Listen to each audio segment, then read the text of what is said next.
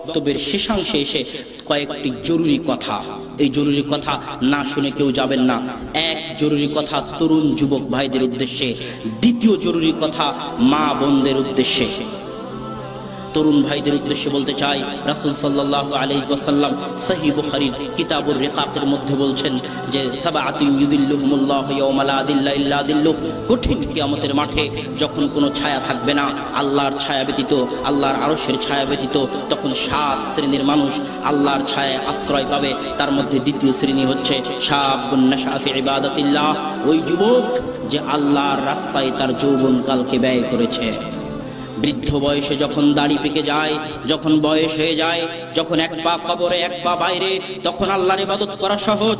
কিন্তু যুবক বয়সে যখন দাড়ি রাখলে চাকরি হয় না, যখন টাকনুর উপর প্যান্ট পরলে দাড়ি রাখলে মানুষ খ্যাত বলে, আনস্মার্ট বলে, পাড়া প্রতিবেশী চিৎকারি করে, হাসি ঠাট্টা করে, চাকরি বাকরি হয় না, এমন কঠিন পরিস্থিতিতে ধৈর্য ধারণ করে যে যুবক আল্লাহর দ্বীনের উপর টিকে থাকতে পারবে, সে কঠিন কিয়ামতের মাঠে যখন কোনো ছায়া থাকবে না তখন আল্লাহ তাকে ছায়া দিবেন ইনশাআল্লাহ।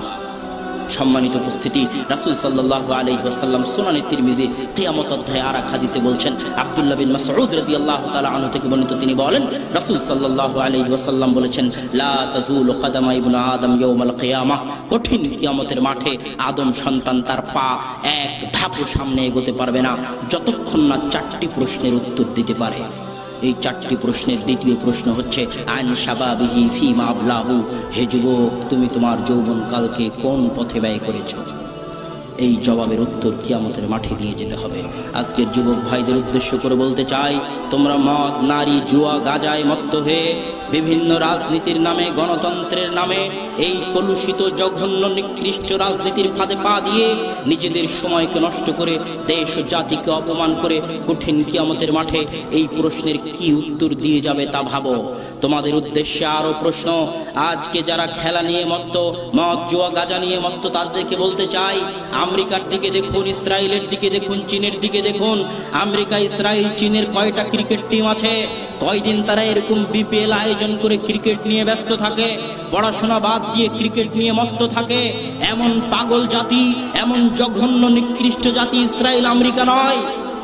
যারা এমন জঘন্য পাগল নিকৃষ্ট জাতি, তারা ইহুদি খ্রিস্টানদের হাতে নির্যাতিত হবে না, অত্যাচারিত হবে না, তো কারা নির্যাতিত অত্যাচারিত হবে?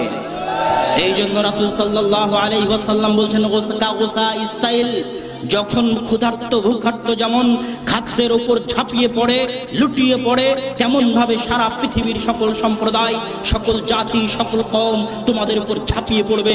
সাহাবীগণ বলছেন, আল্লাহ রাসূল, তখন কি আমরা সংখ্যায় কম হব?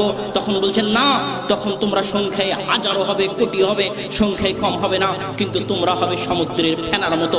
তোমাদেরকে কেউ দাম দিবে না, কেউ টাইম দিবে না। কেন?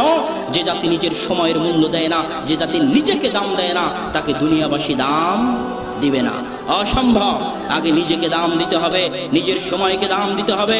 যুবক, তুমি কিভাবে টিভির সামনে বসে খেলা দেখো, কিভাবে তুমি টিভির সামনে বসে সিনেমা মুভি দেখে একজন নায়কের অনুসরণ করতে চাও?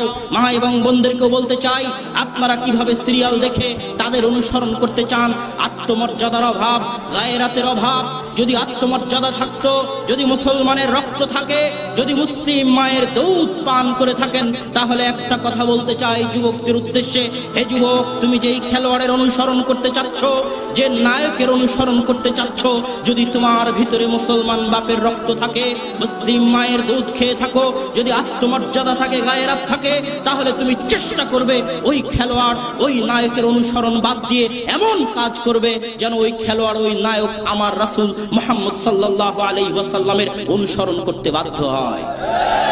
যদি মা এবং বোনদের মধ্যে গায়রাত থাকে, আত্মমর্যাদা থাকে, তাহলে ওই পাখির মতো ড্রেস কেনার জন্য আত্মহত্যা না করে এমন কাজ করবে যেন স্বয়ং ওই পাখি আমার মা আয়েশা রাদিয়াল্লাহু তাআলা আনহার পোশাক গ্রহণ করতে বাধ্য হয়।